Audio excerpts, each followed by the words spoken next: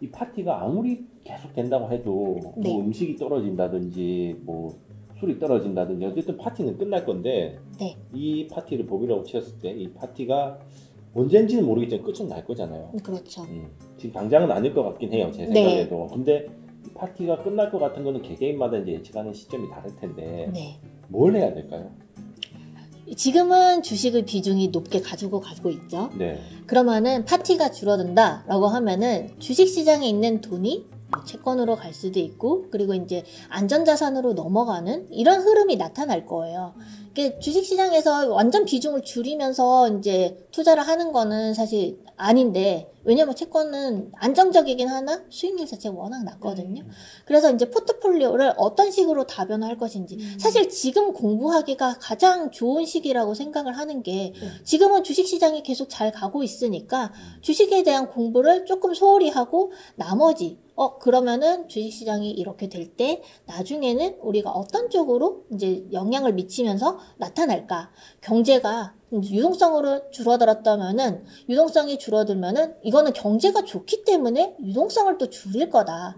그러면은 경제가 좋아질 때 어떤 산업이 좋아질까? 이런 또 측면으로 본다라고 하면은 주식의 이제 투자 섹터가 또 바뀔 수 있는 거고요. 그리고 이제 단순하게 완전 안전자산으로 또 쏠린다라고 하면은 이거는 이제 리스크가 커진다라는 측면에서 또 볼 수 있겠죠? 그러면은 어떤 식으로 나타날지는 사실 아무도 몰라요. 버블이 확 터지면서 경기가 완전히 안 좋아지는 침체 국면으로 빠질지, 아니면은 진짜 경제가 안정적으로 이제 성장을 하면서 나타난다라고 하면은 안전자산을 가지고 갈 필요는 없거든요. 약간만 가지고 가는 거고, 주식시장에 대해서는 여전히 긍정적으로 계속 가지고 가야 되는 거거든요. 왜냐면 경제가 계속 성장을 하고 있으니까. 네. 그래서 그런 것들이 어떤 식으로 나타날지는 지금 아무도 모르는 상황이고, 버블이 터질 때 이런 게 이제 한번 터지면은 사실 부정적인 영향을 분명 미치겠죠. 그럴 때는 포트폴리오를 내가 어떤 식으로 가지고 갈지, 지금 이제 주식시장이 좋을 때니까 주식시장 대신에 다른 것들을 공부할 수 있는 시기가 될 수 있을 거다라고 설명할 수 있습니다. 그러면 그 안전자산이 금, 뭐 달러, 채권. 네, 채권, 달러, 채권, 네, 그런 것들이 있고요. 이제 뭐 주식 안에서도 조금 더 이제 안전할 수 있는 애들, 상대적으로 그런 애들, 뭐 가치주 이런 것들을 가지고 갈 수도 있는 상황들이 있고요. 내가 좋아하는 것들, 그런 이제 사실 이제 자산은 워낙 많아요. 하나가 아니니까 다양한 것들 중에서 내가 어떤 것들을 또 좀 더 좋아하고 내가 좀 더 잘하는 것들이, 그리고 이제 내가 일을 하면서 내가 일과 관련된 것들, 이런 것들은 또 워낙 일을 하면서 잘 아시잖아요. 그런 것들 보시면은 또 도움이 될 것 같아요. 앞으로 이제 그런 식으로 주식시장이 흘러가게 될까요? 결국? 근데 이제 시장은 사실 이제 지금은 계속 모든 섹터들이 잘 갔던 거고 약간의 차별화는 있지만, 주식시장이 어느 정도 올라가고 나면은 다시 성장 동력을 받기 위해서는 좀 쉬어가는 것들이 필요하거든요.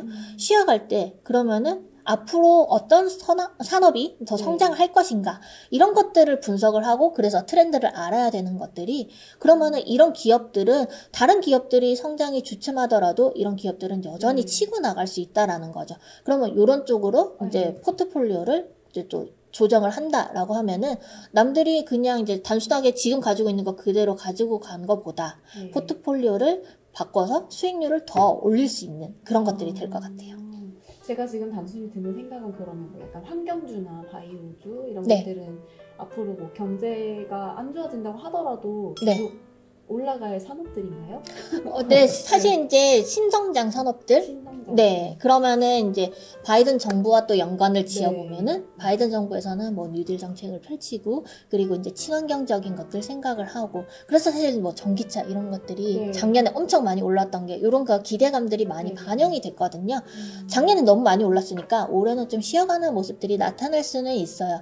하지만 앞으로 중장기적으로 계속 산업을 본다라고 하면은 사실 클 수밖에 없는 산업이다라는 저는 또 판단을 해요.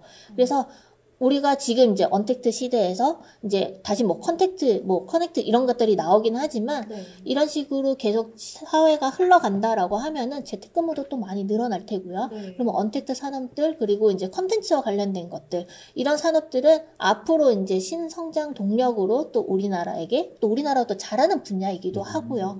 그래서 이런 거 관련된 산업들에 대해서 관심을 가지고 공부를 하시면은 좋을 것 같습니다. 그 사실 이제 버블이라고 하면 이제 언젠가 터질 거다. 네. 근데 제가 이제 방금 말씀하신 것도 그 옆에서 가만히 생각을 해봤는데 네. 이 버블이 빵 하고 터지는 게 아니라 뭐 연착륙?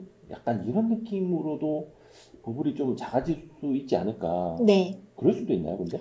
그렇게 되면 사실 되게 좋겠죠. 그죠? 네. 희망사항이네요. 네, 희망사항인데 사실 이제 중국에서 최근에 이제 단기물로 유동성을 줄였다, 늘렸다, 줄였다, 늘렸다를 했어요. 근데 이런 것들이 나타나면서 이게 긴축의 신호가 아니냐라는 것들이 사실 나타났었거든요. 1월 말에 시장의 조정이 중국의 긴축으로 인해서 나타났던 건데 이런 것들이 지금 상황에서는 사실 버블이 완전 꺼지거나 이렇게 하기는 어렵죠. 왜냐면 아직 경제가 온전하게 회복한 것도 아니고 네. 경기가 약간 살아나려고 하는데 우리 유동성 회수할게 라고 하면은 이 경제는 더 크게 하락을 할 수 있는 상황들이고 그 이전에 보다도 더 경제 상황이 어려워질 거예요.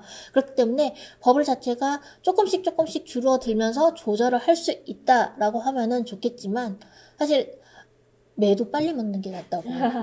차라리 어떻게 보면은 빨리 크게 이렇게 하고 그 다음에 빨리 체질 개선을 하는 게 사실 전체적인 경제 측면에서는 훨씬 더 나을 수도 있을 것 같아요. 외면할 수가 없는 거네요. 네.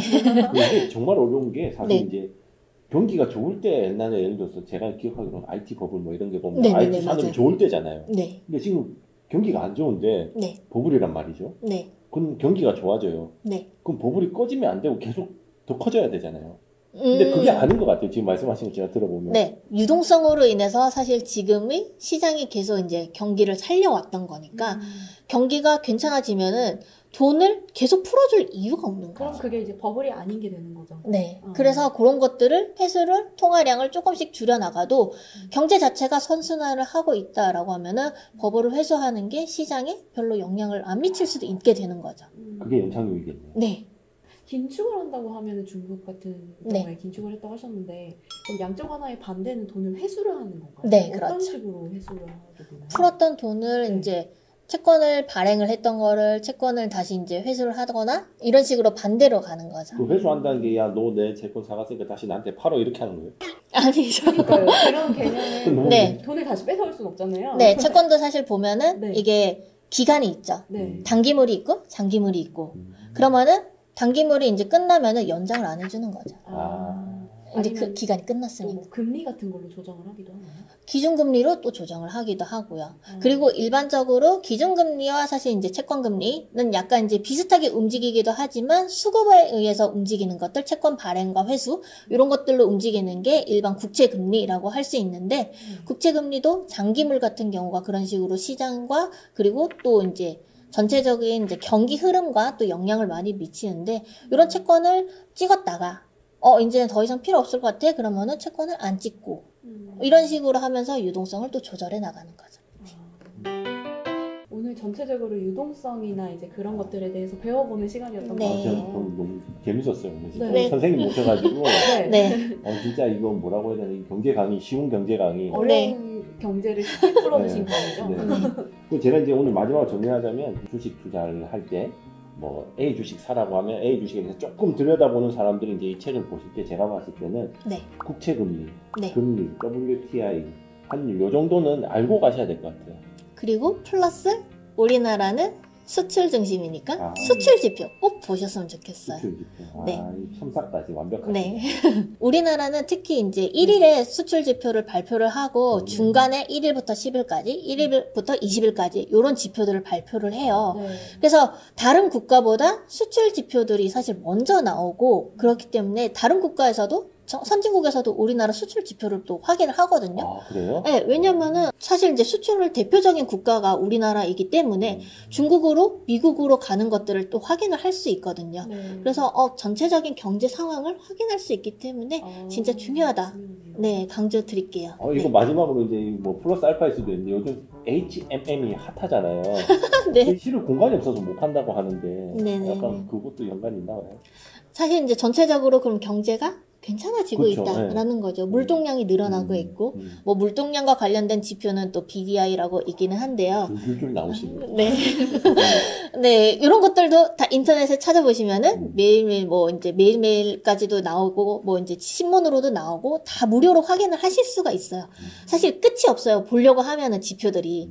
그 중에서 내가 최소한 10개 정도는 확인을 항상 하고 그리고 그거에 따라서 투자를 하겠다라는 마음가짐을 가지셨으면 좋겠습니다. 바쁘신 가운데 모셔가지고 네. 우리 선생님 너무 말씀 잘해주셔가지고 제가 과외 받고 싶어요 진짜. 네. 감사합니다. 네, 또 낭낭한 목소리를 해주시니까 귀에 쏙쏙 박혀요 지금. 네. 어쨌든 바쁘신데 나와주셔가지고 좋은 말씀 해주셔서 너무 감사드립니다. 감사합니다. 네, 고맙습니다. 감사합니다. 고맙습니다.